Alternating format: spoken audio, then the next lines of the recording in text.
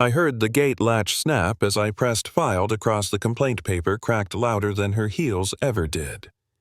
Karen called it customary access, but I'd already served the bylaws to the board calm and on record. So I traced her shortcut through county plats until the line vanished, then the seal hit the desk with a thunk. Boundaries speak louder than tempers, I said. Finally, someone fought back. The sprinklers hissed, then died mid-sentence. Her heels cut the diagonal anyway, same trespass, same tilt of chin slicing a clean line across my lawn to the curb. I crouched by the boundary pin and brushed soil from the gold cap. Fresh crumbs fell dark as coffee grounds. "Morning, Chief," she said already past the roses. Clipboard hugged to her ribs like a badge. "I'm not your chief," I said, "and that isn't a sidewalk." She stopped at my mailbox as if it were a lectern. Customary passage. Tap on the clipboard. Weeks of use establishes reliance. People count on it. I lifted my phone. The screen held a neat grid of time-stamped photos, heel prints pressing the Bermuda, a daily scar. "People," I asked. "Or you?" She tilted her head, pearls catching light. "I serve the neighborhood." Across the street, Mr. Doyle's porch chair creaked. "Karen," he called like a man who said that name through too many HOA winters, "there's a sidewalk 10 feet out." She didn't look. "We all bend a little, Tim. I prefer straight lines," I said, setting my boot heel gently to the pin as if steadying a compass, and recorded ones. Her smile tightened. "You won't make a scene." "I won't," I said. "I'll make a record." For a beat the breeze went still. Then she exhaled through her teeth something that wanted to be a laugh and failed. "It's just grass." "It's my deed," I said. She glanced up at my porch camera. Tiny red LED blinking like a patient metronome, then back down, smile lacquered again. "Enjoy your pictures, Chief." She pivoted on the heel crisp and vanished behind a hedge the way performers slip off stage when they're sure the applause is theirs. I crossed to Mr. Doyle's porch. His mug was the size of a soup bowl. The steam smelled like diner coffee left a hair too long on a hot plate. "You seen her doing it all week?" I asked. "Every morning," he said. "Click, click, click across your corner. Like a metronome." "Would you say that to someone official?" "I'll say the truth," he said, eyes on the pin. "But I don't want a circus." "No circus," I said. "Just counters and clocks." A pickup rolled by with a black smoker strapped in the bed and a hand-painted sign, "Lions Club BBQ, SAT 4 p.m. Hickory and sugar drifted through the cul-de-sac, pretending it was already afternoon. I thumbed to video and filmed the stupidly simple layout boundary pin, scuffed grass, and a perfectly good public sidewalk not 20 feet away. Proof, not noise. Nicole opened our door and handed me a manila folder. "You left your homework," she said. "Be kind." "I'll be exact." "Exact is kind," she said, and kissed my knuckles. The sprinkler heads sank into the lawn like shy turtles. At the clubhouse, the glass bulletin board threw back the sun. Behind it, pool schedule, neighborhood watch sign-up, 3 lost cat flyers, a fresh newsletter ringed in crepe myrtles. The foyer smelled like mop water and French roast, the fluorescent bulbs humming like a tired chorus. "Can I help you?" the clerk asked. Name tag, Ms. Baird. Eyebrows set to permanent skepticism. "I'd like to file a complaint," I said, laying the form flat. "Ongoing unauthorized access. Private lot used as a footpath." Ms. Baird slid me a cheap blue ink pad and a little date stamp. Address, Maple Creek Lane. Lot 12. Keys rattled her keyboard. "That corner isn't common area," she said. "We don't maintain it." "Good," I said. "No confusion." The door clicked. Heels again. Karen breezed in on a pocket of AC like applause. "Oh," she widened her eyes. "What a coincidence." Ms. Baird's eyebrow rose a notch. "President Sloan." Karen set her clipboard on the counter as if docking a yacht. "We're working on a community solution," she told the air. Then, softer angled at me, implied easement by use. Ms. Baird didn't look up.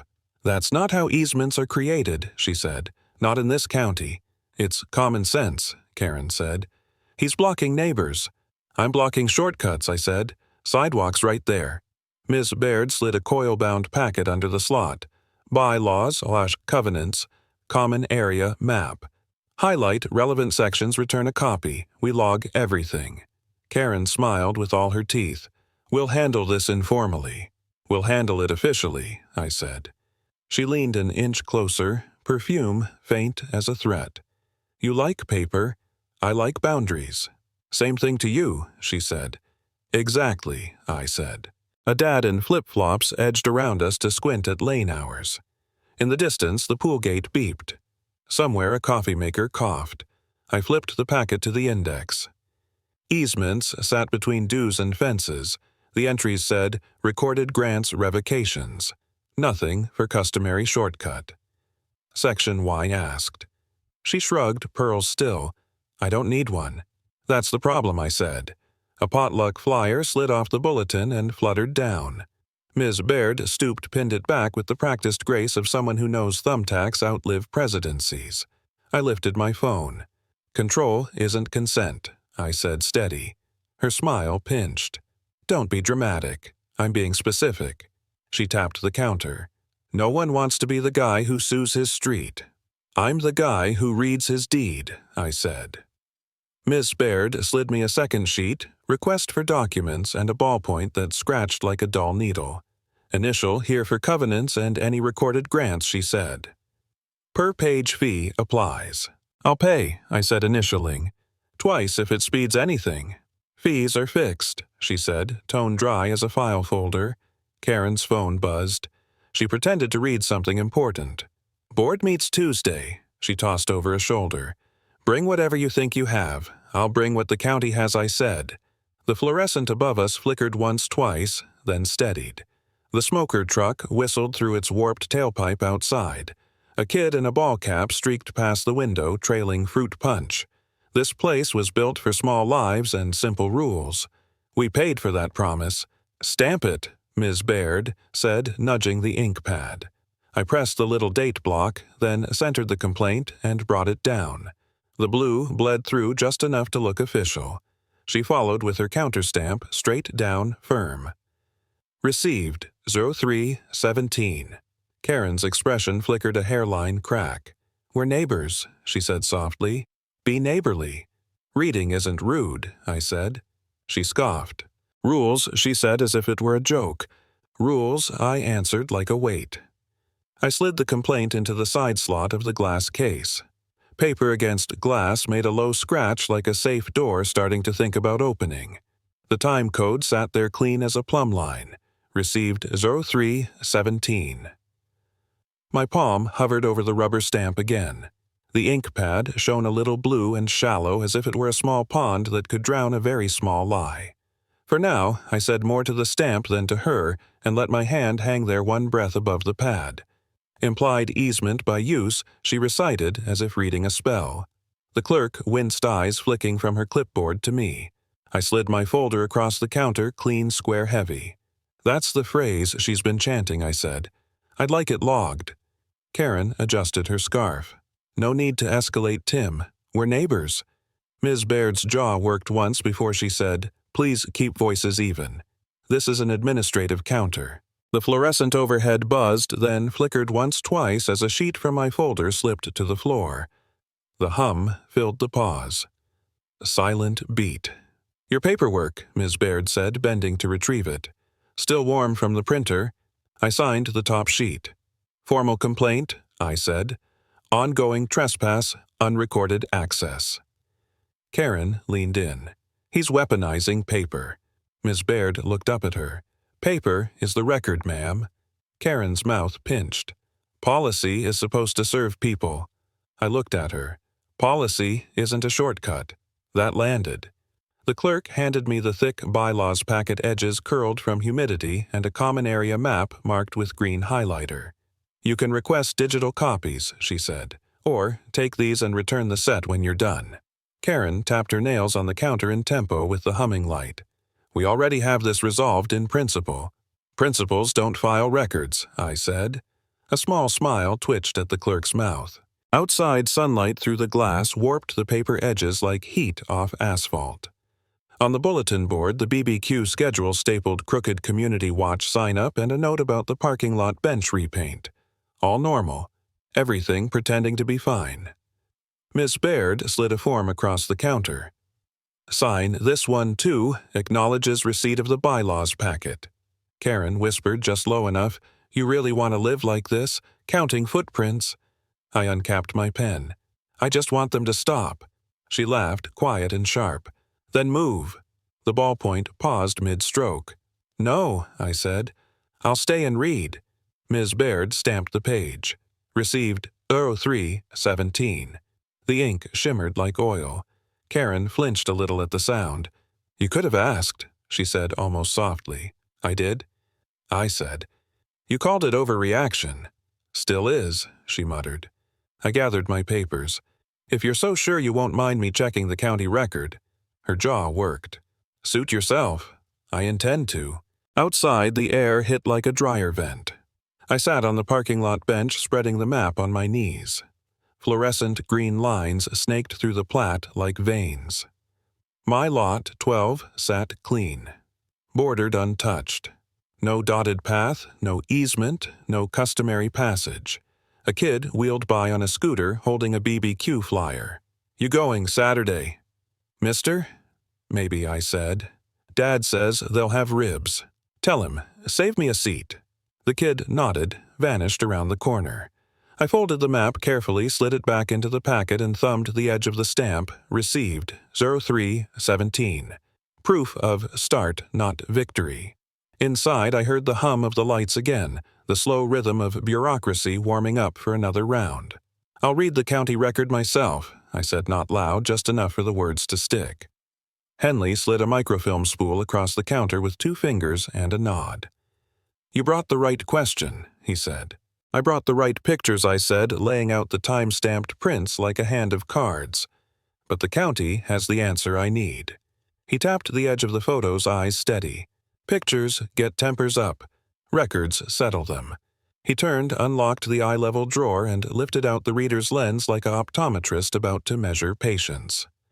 Lot 12. Maple Creek, yes. Subdivision year 2004, I said. Final plat recorded that winter. He smiled without showing teeth. "You've done homework." He rolled his chair to the microfilm reader, the wheels whispering over waxed linoleum. "Let's make it official." The projector hummed to life, low, warm, bureaucratic. The room smelled like paper edges and old coffee. A ring on the counter gave away the cup he'd set down too fast. Behind him, the county seal hung slightly crooked gold leaf dulled under fluorescent light. Henley threaded the film with the gentle touch of a man who understood that some machines only work for you if you behave like family. He cranked forward. Street grids flickered past. At Maple Creek, the frame steadied. "There," I said, leaning in. He touched the screen with a pencil eraser, not the tip. "Right of way," he said. "Sidewalk on the public strip. See the hatch." "And my lot line," I said. He followed the heavy black line with the pencil, pausing where the curve cut the corner. "Your corner," he said. "Not a path." "No dashed line through," I said. "No dashed line." He agreed. No pedestrian easement. No utility note across the turf either. The spool ticked forward a hair. I could see my house in negative years before the paint and the roses, just coordinates and intent. My chest loosened a fraction. Henley shifted to a smaller drawer and brought out a battered index card, post office ledger ink across its top, stamped some time when clerks wore sleeve garters. He flipped through with his thumb until the card for our subdivision surfaced. "Final approval codes," he said. "Sidewalks along streets. Any deviation gets a separate instrument." "Recorded," I said. "Recorded," he echoed. "Not implied by shoe leather." He slid a form across to me. Request for certified copy and a fountain pen that had seen better fingers. "You could take a picture of the screen," he said almost kindly. "Or you could take a certified plat. Judges prefer ink and embossing." "Give me embossing," I said. He filled the box marked Plat Book. Page, in a looping hand that didn't apologize for being neat. On the reader, the frame held steady on the corner I knew better than my own face. The hum filled a small silence. From the hallway door, soft close. Faint voices. Somewhere a copier coughed out a single page and went quiet again. Henley looked over the glasses that lived low on his nose. "Tell me what happened," he said. "The HOA president cut across my lawn," I said. "Daily. Called it customary passage, said implied easement by use." He didn't roll his eyes. He didn't have to. "Common phrase," he said. "Uncommon fit." "She says neighbors rely on it," I said. He flicked the spool a millimeter. "Reliance is a lawyer's word. County words are grant record easement deed.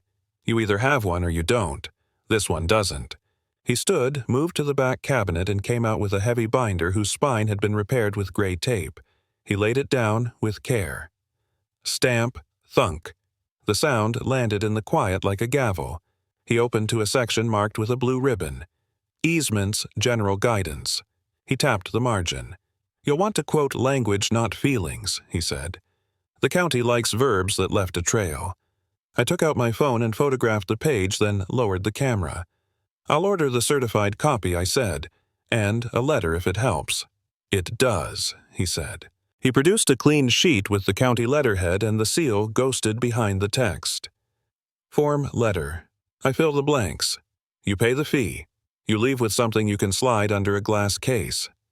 My fingers rested on the counter edge. The coffee cup ring had dried into a crescent that looked like a partial eclipse. "She'll say, I'm weaponizing paper." Henley's mouth twitched. "Paper remembers what land forgets." I let the sentence sit between us. It had the right weight. He turned the reader off. The hum wound down a tire, rolling to stop. "You want the plat page too," he said, already walking to the copier with the microfilm box under his arm. "And the certification from the clerk's desk." "What's turnaround?" I asked. 10 minutes if the line's short." He tilted his head toward the front. "It's short." He walked me through the inner door to the small window where an older clerk wore her cardigan like armor. She took the form, took my card, and pressed a numbered ticket into my palm. "We'll call you," she said. On the far wall, a corkboard held county announcements, storm debris sites, tax deadline reminders, and a faded photo of the first courthouse. Under it, a small sign read, "Be patient." Good records take a minute. I sat on a wooden bench that had been polished by generations of waiting. Beside me, a contractor shuffled permits. His thumb had a line of caulk under the nail that looked permanent. Across the hall, the post office ledger lay open beneath glass signatures looping in ink from decades back. Paper everywhere humming quietly to itself. "Number 21, a voice called. "Plat copy." I stood, stepped forward, and found Henley already there at the counter with a folder. Inside, the certified plat copy with a small gold sticker and room left at the bottom right for the circle. The older clerk took the embosser, set the page flat, and leaned into it with the practiced pressure of someone who stamped the world into sense. The seal bit the paper. She lifted it and held it to the light. The raised ring caught the fluorescent like a coin. There she said, "Don't bend it." Henley slid the folder back to me. "You'll need language when you submit," he said. "Keep it simple. Cite the plat book and page the absence of a pedestrian easement across your lot and the presence of a public sidewalk inside right-of-way. Ask for what I said. A finding by the HOA that there is no recorded permission to cross private property for convenience," he said. "And an order to cease." I nodded. "And if they say implied again." "Ask them to point to the book and page," he said, "not the hedge." The older clerk pushed a receipt across the counter. "Sign here," she said. "Certification fee." I signed. The pen scratched my name into the square like a small shovel. Henley touched the folder with a fingertip. "Don't leave this in your truck," he said. "Take it home. Put it flat. And when you show it under glass." "Glass matters?" I asked. He smiled a little. "People behave better around glass." I laughed once short.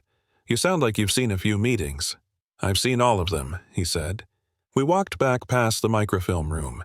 He paused at the door and pointed to a corkboard there. I hadn't noticed a map of the county hand-drawn by someone with careful wrists. Along one edge, someone had penciled a tiny note. "Read, first speak second." I held up the folder, the seal cool through the paper. "This speaks," I said. "It does," he said. "But it helps if you do too. Plain and recorded," I said. He nodded at the bench near the copier. "You'll file your easement claim next," he said. "Different counter, same building. I'll come back tomorrow," I said. "Want a morning stamp?" Morning stamps read crisper, he said, not joking. The hallway clock ticked on the second polite as a metronome. A man with paint on his jeans held the door such that a woman with a stroller could pass. No one argued. It felt like the county had decided long ago how to move small bodies through big buildings without breaking anything that mattered. Henley adjusted the crooked county seal on the wall with the back of his knuckle. It hung plumb again. "You're not the first to ask for a line, and you won't be the last," he said. "Feels like the last on my block," I said. "That's a block problem," he said, "not a county one." I set the folder against my palm as if checking its weight. "She thinks I won't make a scene." "You won't," he said. "You'll make a record." I looked at him. "You rehearsed that." "It rehearses itself," he said, "every week." I tucked the folder under my arm. The gold seal winked once when it caught the light. My phone buzzed quiet in my pocket, then stopped. Henley slid the microfilm drawer closed with a soft click and set his pen in the cup beside the coffee ring, careful not to smear it. "Come back with your filing," he said. "Space waiting." The garage lamp buzzed like a drill press chewing air a white cone over the folding table and the map. The rest of the house kept its breath. Outside, someone on the next street fired up a smoker, and the sweet bark smell crept through the weather strip, slow as an old song. I set the certified plat copy flat and feathered the edges with my knuckles. The gold seal caught the light like a coin at the bottom of a shallow creek. Beside it, my own sketch of the corner, a blocky drawing I'd made from pacing and string-lined grass scuffs penciled in where heels had cut the diagonal. On the pegboard above my head, the torque chart for an old Ranger hung next to a faded calendar, the kind with big squares made for men who live by numbers. Nicole patted in bare feet on concrete. "You hungry?" she asked, even though the garage smelled like rib rub and paper dust. "I'm good," I said. "I want the language right." She set a glass of water down. No coaster because it was a garage, but she wiped the ring anyway. "Say less, cite more." I smiled. "Yes, ma'am." The lamp hummed. I laid a clear plastic overlay on the plat, taped at two corners, then aligned my sketch beneath until the curb radius and the curb on film became one. The cut-through people used didn't exist on paper. It existed in habits and shoes. I needed to translate that into something the county would recognize. "Read it to me," Nicole said, leaning on the door jamb. I read pencil tapping as I found the verbs Henley had taught me to love. Lot 12. Maple Creek, as recorded in Plat Book 42, page 118, shows a public sidewalk within right-of-way and no pedestrian easement across Lot 12. I paused. Request HOA acknowledgement that no recorded permission exists for public use of private lawn as shortcut and order to cease trespass. I looked up. "Too sharp." "Sharp is fine," she said. "Just keep it clean. No adverbs that smell like feelings." "Right," I said, and crossed out unlawful to write unrecorded.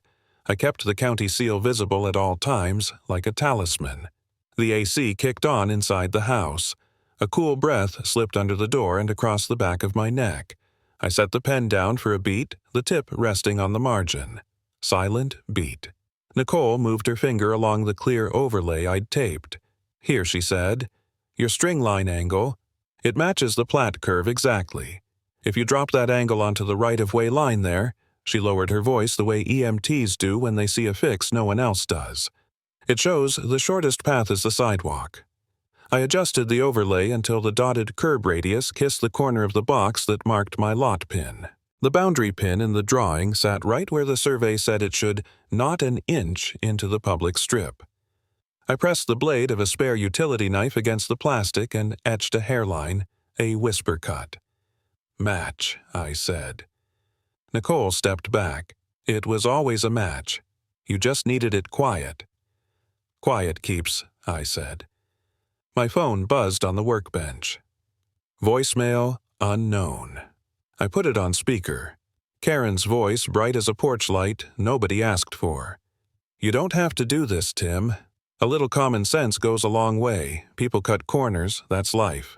File your little form if you must. The board is tired. We will handle it." The message ended on a polite dial tone like a door closed with 2 fingers. Nicole's eyebrows climbed. Did she really say cut corners? She did, I said. She's writing your exhibit captions for free.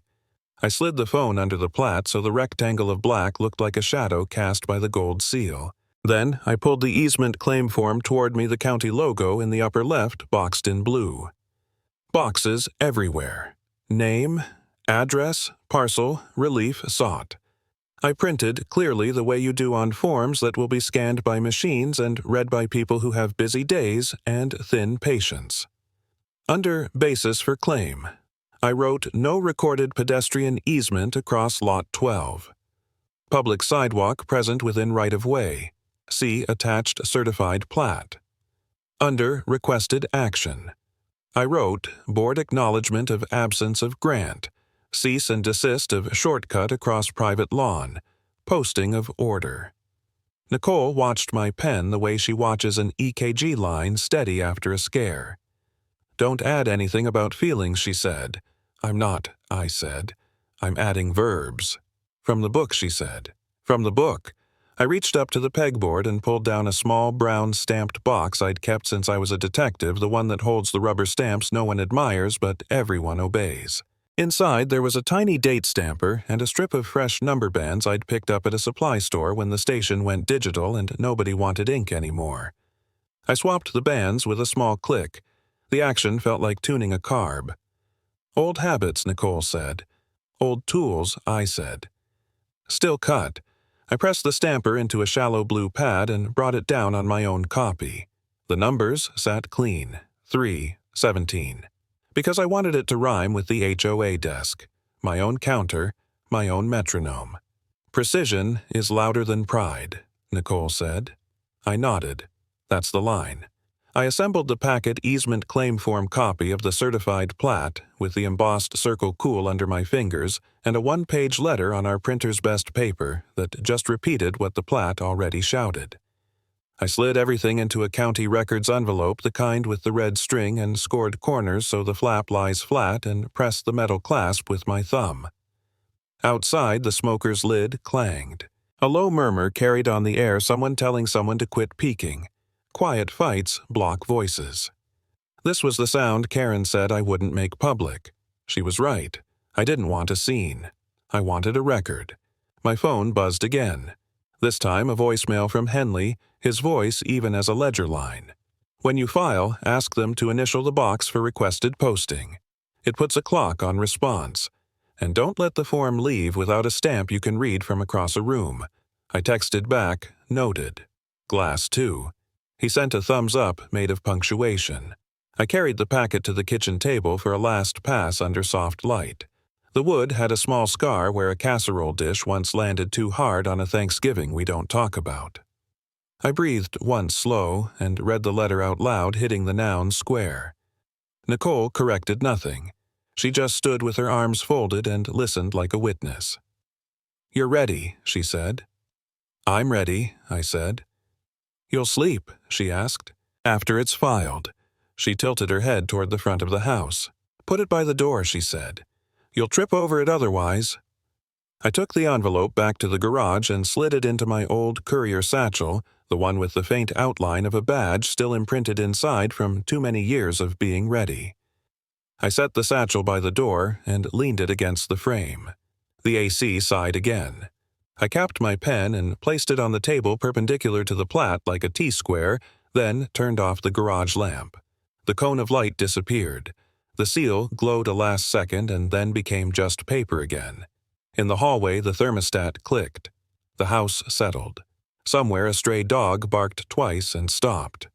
I checked the door lock and the porch camera and the little LED that blinks when it's recording. All the little red dots were alive. Back in the kitchen, I wrote 2 words in my notebook because writing makes things hold still morning filing. I boxed them, then boxed the box. On the counter sat a small pile of BBQ flyers from the clubhouse bulletin board. I took one and pinned it to the cork by the phone with a pushpin so dull it bent before it bit. I switched pushpins and tried again. The second one bit. Everything, even cork and dull plastic, gives if you set the angle right. Nicole turned off the last light but one. What time, she asked. Doors open at 8, I said. She nodded and kissed the back of my head, a habit as old as our first rental. Wake me if you want company. I want witnesses, I said. But I'll settle for a clerk who cares about corners. You have one, she said. He wears a cardigan. We stood in the dark long enough to hear the house remember our breathing. I carried the satchel to the front door and set it upright. The red string centered the flap, smooth the envelope's printed county records catching the porch light through the sidelight pane. 8 a.m. sharp, I said to the door. The satchel didn't answer. It didn't need to. It just waited where I'd trip over it if I tried to leave without it. That's what good records do. They don't shout. They stand in the way until you do the next right thing. My case number echoed off the paneled walls, tinny from the ceiling speaker, heavy in my chest. Maple Creek Lot 12, the hearing officer announced. Petition for acknowledgement of recorded boundaries and cessation of unrecorded pedestrian access. Karen sat 3 rows up, middle aisle, smile bright as wet paint. It held until the projector blinked on. The county room was the cheap kind of solemn folding chairs scissored in straight rows, a flag leaning in its stand, and a burnt coffee carafe surrendering from a metal warmer that had died last budget cycle. Rain threaded down the courthouse window in obedient diagonals. Silent beat.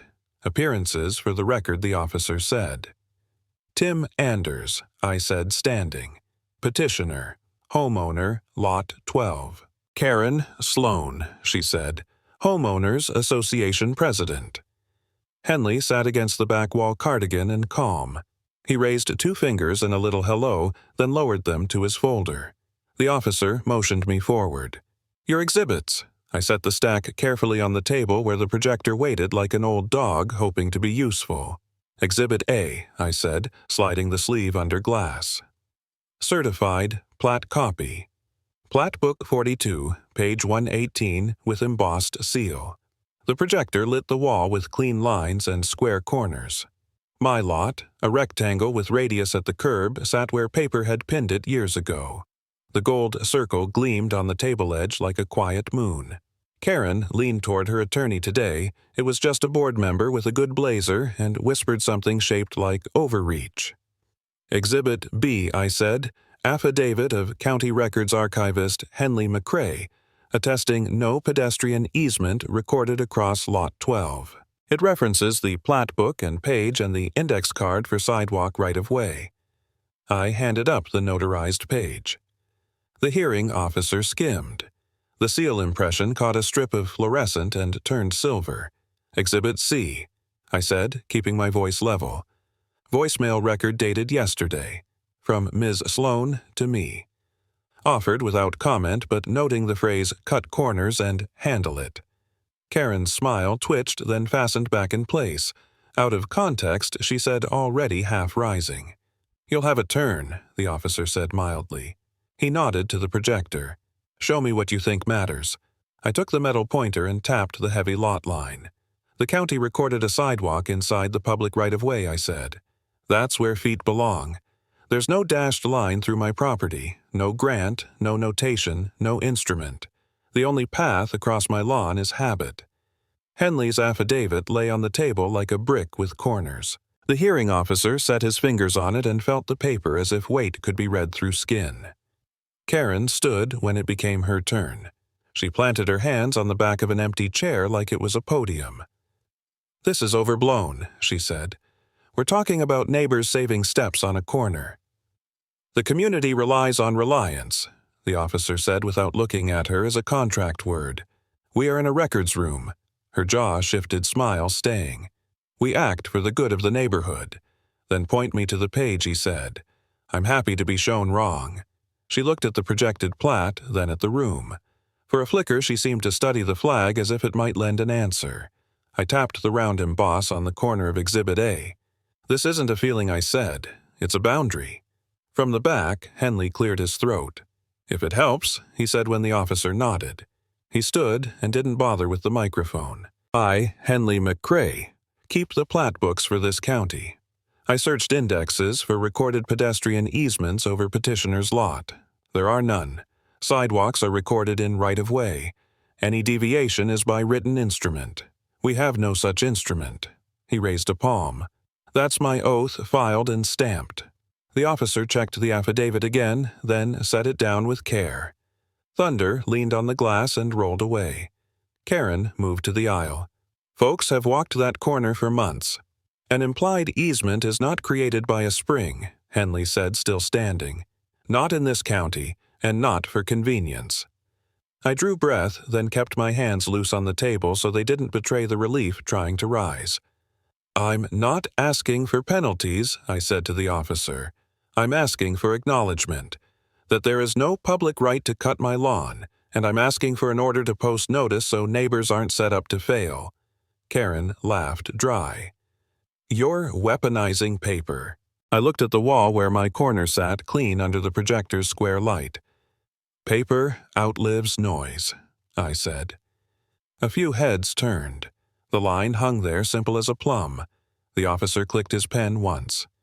Ms. Sloan, he said your voicemail. She kept the smile but not the eyes. An attempt to reduce conflict, she said. Taken out of context. The clerk pressed a button.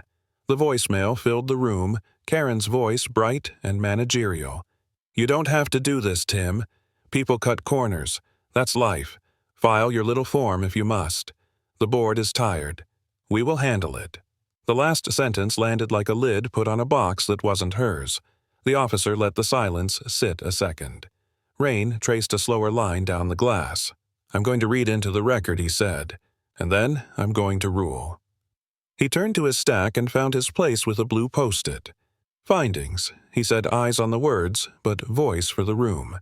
The certified plat, recorded at Book 42, page 118, shows a public sidewalk in the right-of-way and no easement pedestrian or otherwise across Lot 12. The county archivist's sworn affidavit confirms no recorded instrument granting pedestrian access across petitioner's lot. The HOA has offered no document to the contrary. He capped his pen, then uncapped it again, a small human tell, before consequences. Order, he read. The board shall acknowledge that no recorded pedestrian easement exists across petitioner's lot. The board shall cease directing or encouraging passage across said lot. The board shall post notice at the clubhouse bulletin and digital portal advising members to use the public sidewalk. Compliance within 7 days. A copy of this order shall be placed under glass at the HOA counter. Karen's smile didn't move, but something behind it did. She tried one more time. We just wanted to keep the peace. The officer looked at the folding chairs, the flag, the burnt coffee like they were part of the oath. Peace is easier when you stop moving lines, he said. Do you wish to appeal? She glanced back at 2 board members clustered at the aisle. No one met her eye. We'll review, she said. Good, he said. Review the book first. He signed, and the stamp thunk sounded again, the sound I'd been chasing since the first footprint. He slid a copy of the order into a clear sleeve and handed it to the clerk, who slid it beneath the little countertop glass where yesterday's pool schedule had sat. I packed my exhibits slowly, letting the projector fan cool the page a second longer than necessary. The embossed seal cooled with it. When I reached the aisle, Henley was already there. Good record, he said. Good county, I said. Karen stood near the door pretending to answer a text that couldn't save her from a sentence read into a microphone.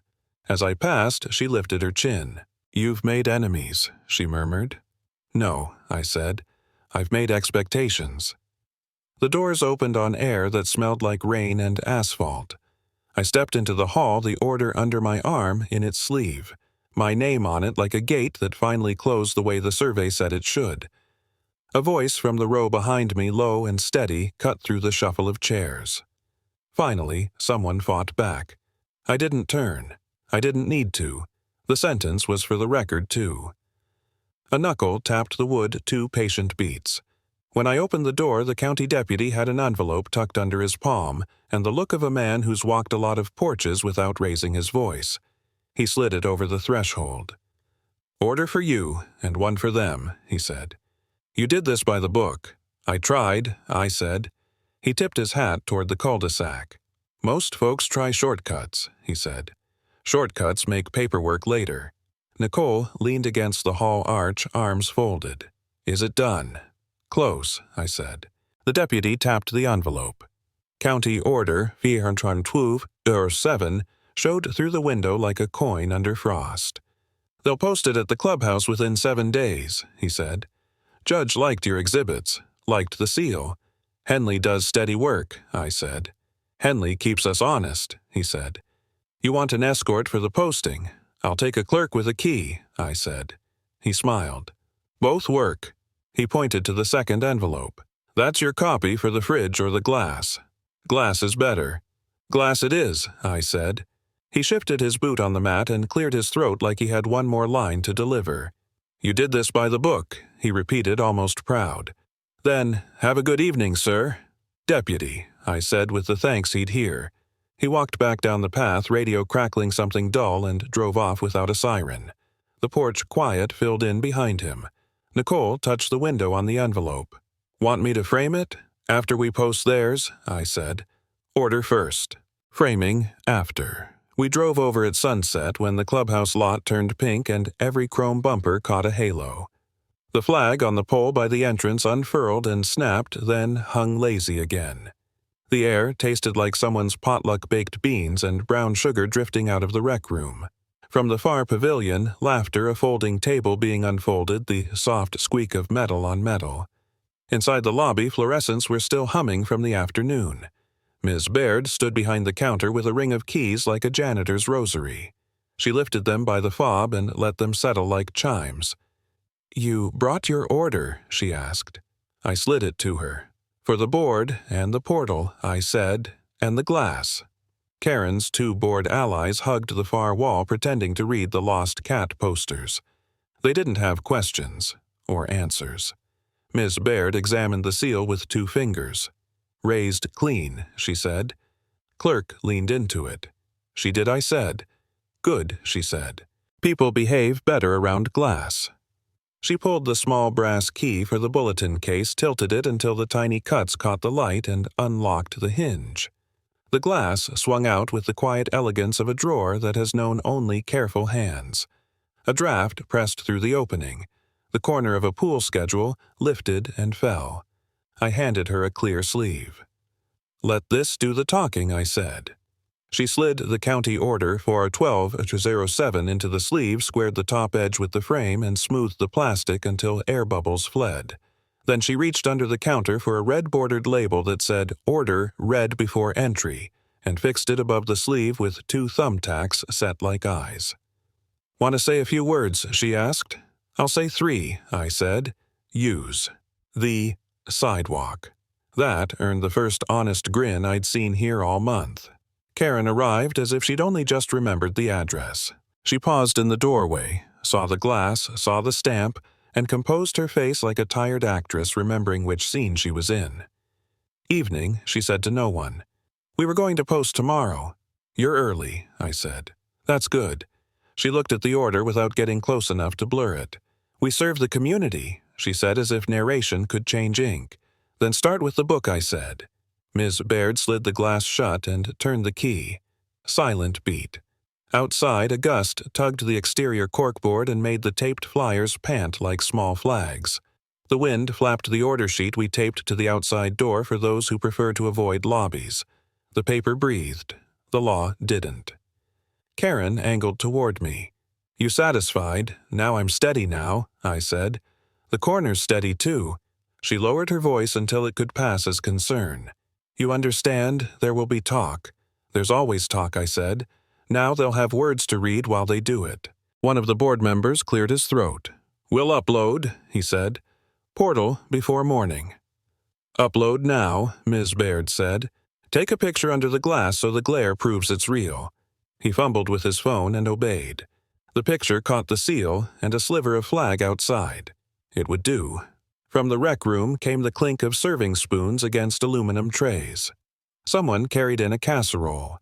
Someone else announced brisket and asked whose tongs these were. Normal noises gathered small and good. We stepped outside with the spare copy and blue tape. I aligned the paper square on the exterior board. The potluck smell moved across the lot like a slow train. Nicole stood behind me and held the top edge while I smoothed the bottom. "Straight," she said. "Recorded," I said. A sedan idled at the far end of the row. Headlights washed across the lot, then dipped, then rose. The driver was waiting for nothing in particular and everything at once. Karen glanced that way and then back at the door. People don't like rules shoved in their faces. "Then they should stop walking into them," I said. She looked past me to where a little girl in a sundress pulled her mother toward the rec room, more interested in brownies than bylaws.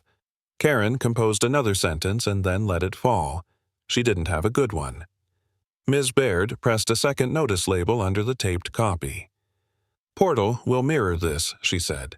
"We'll mark it. Read when a member clicks. I can see who did." "Read first," I said. "Speak second." Henley's line warmed the evening like a modest compliment. We stood for a minute and watched the taped sheet move.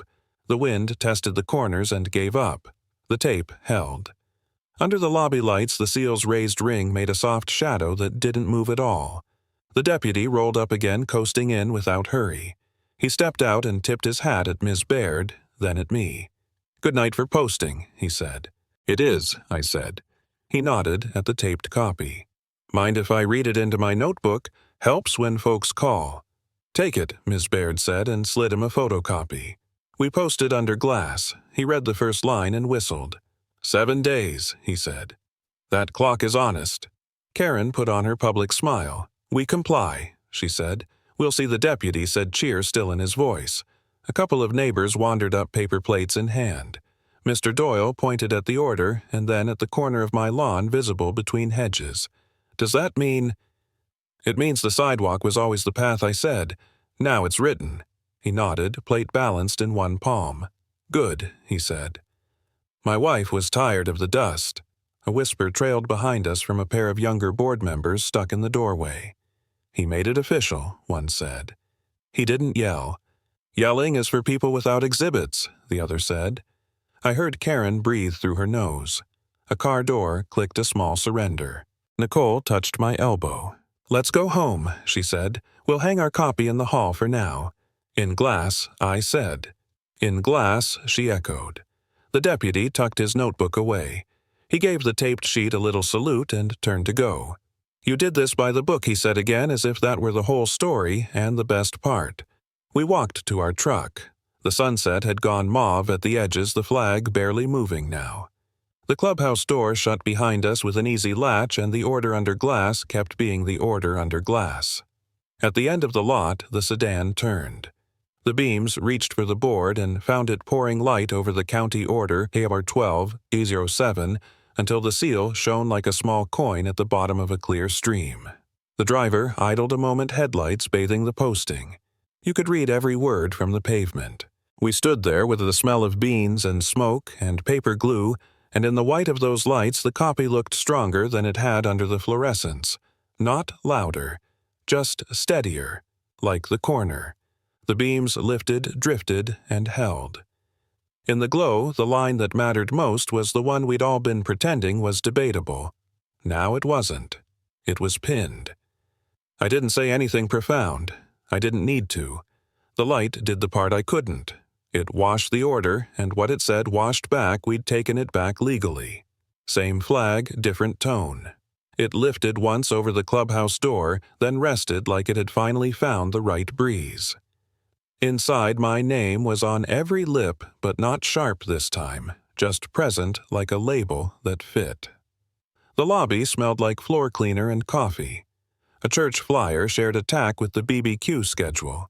Beside the counter, a bank box sat open with a neat refund stack, white envelopes rubber-banded by streets. Baird had laid them out like place cards for a wedding.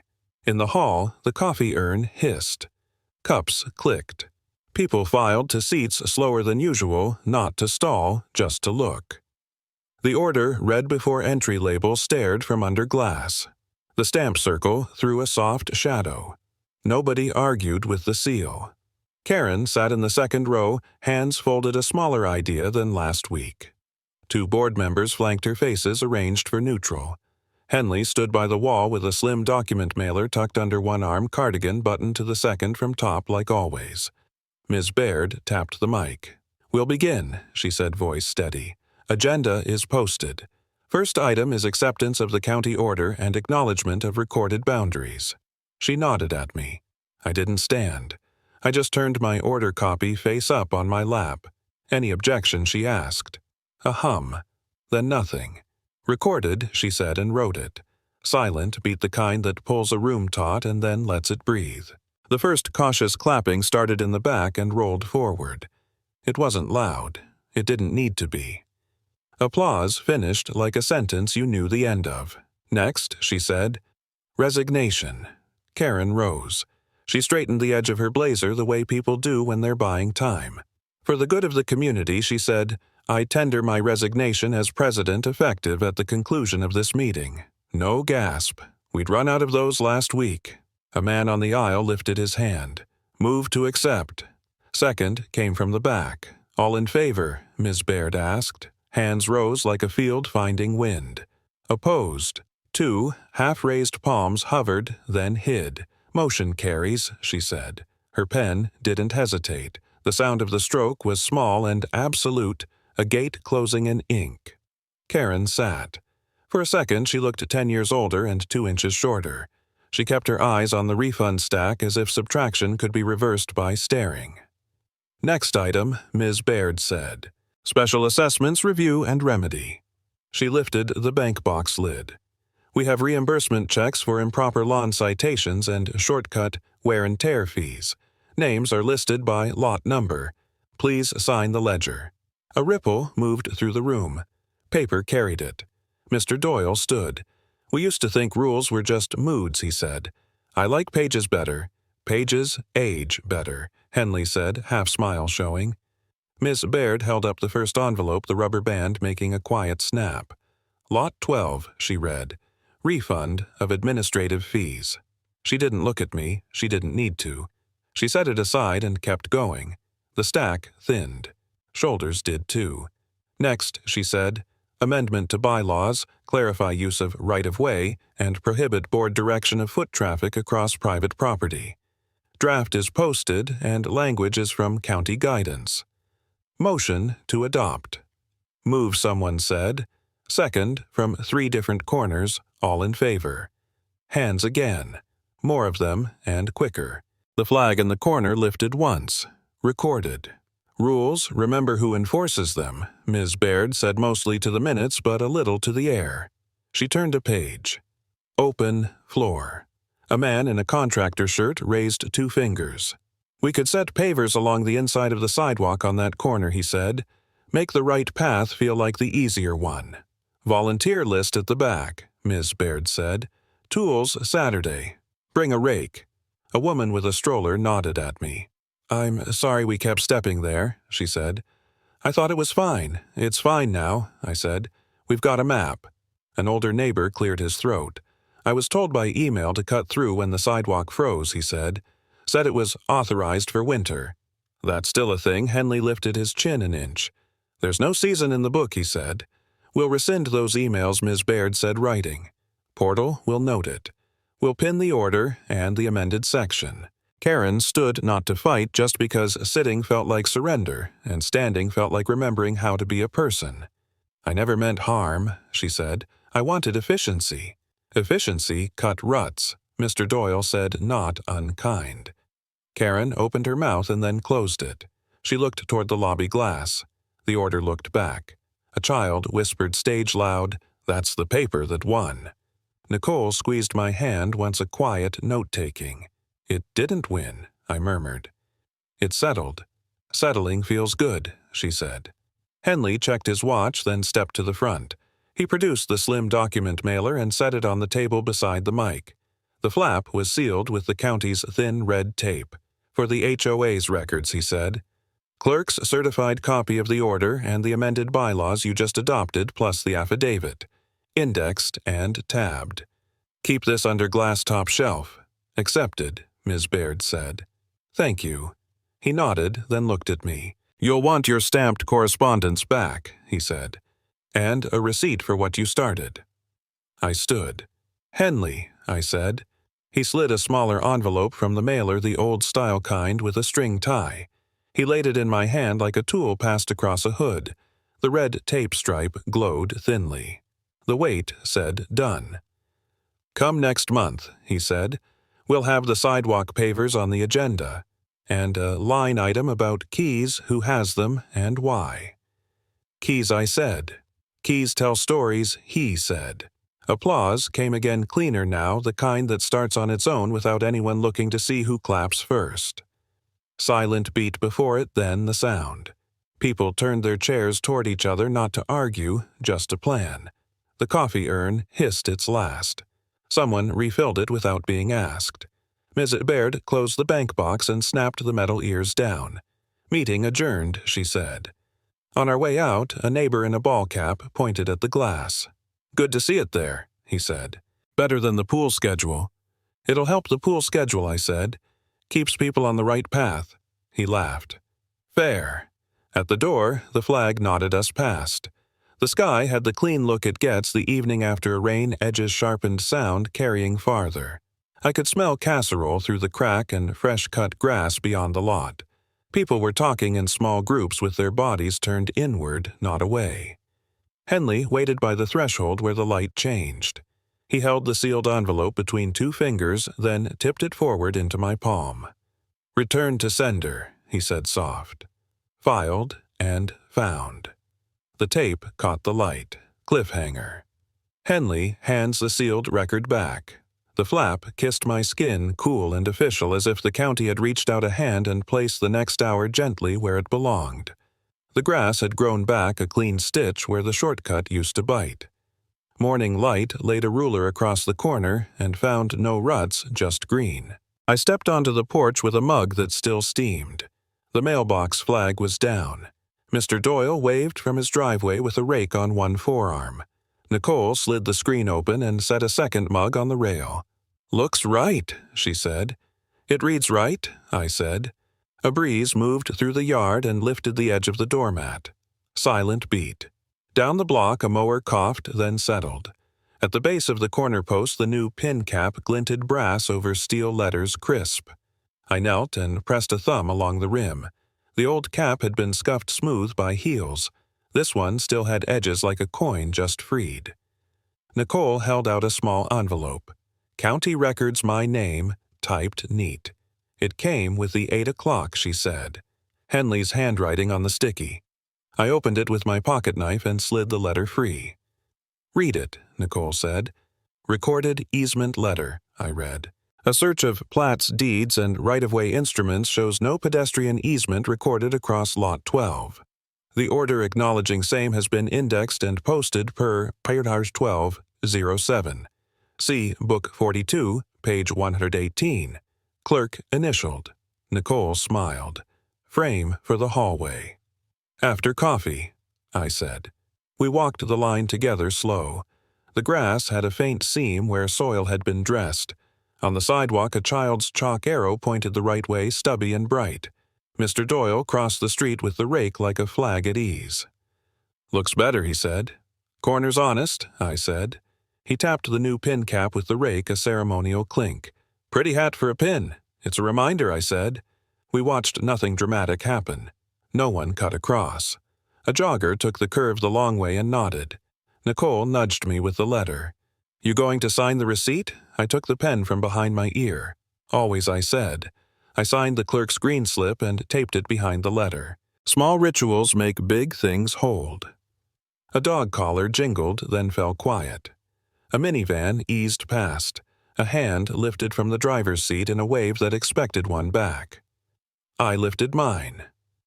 "Feels different," Mr. Doyle said. "It's the same I said. We just stopped arguing with it." He looked at the sidewalk, then at the letter. "I thought rules were moods," he said. "Turns out they're maps." "Maps take you past trouble," Nicole said. I set the letter on the porch table and smoothed a curl in the corner.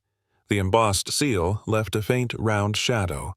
I said it softly for us and for the block.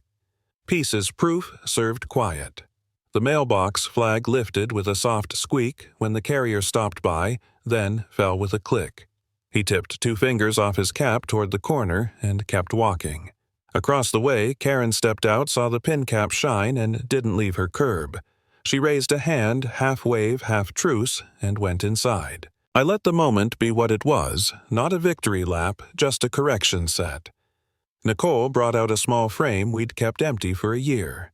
She set it next to the letter. Glass, later, she said. For now, it can lean. A neighbor with a stroller paused where a habit used to win and stayed on the sidewalk. Thanks, she said. It's easier to know. Signs help, I said, pointing at the chalk arrow. Chalk helps too, the child said from the stroller, solemn as a judge. We laughed, small and easy.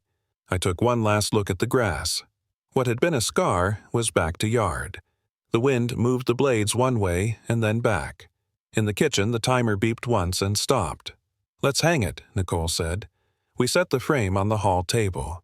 I slid the recorded easement letter behind the glass until the seal centered. Nicole turned the tiny tabs with a coin. We hung it on the wall at eye level. Straight, she asked. Recorded, I said. Back on the porch, Mr. Doyle lingered. He watched a couple keep to the pavement as if they'd always done it. He lifted his chin at me. That was a lot of work for a strip of grass, he said. It was a lot of work for a line, I said. Lines teach.